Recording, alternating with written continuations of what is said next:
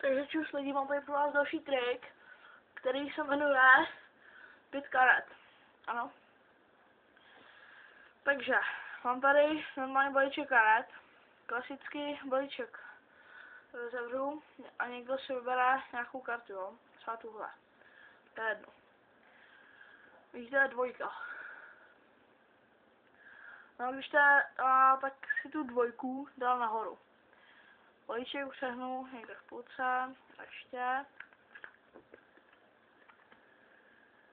Teď když balíček rozevřu, tak já mám 5. Vidíte? No a když to je ta 5, tak od toho odečtu 5 karet. Takže 1, 2, 3, 4, 5. Takže je to tady ta karta. Ano. Vidíte? 2.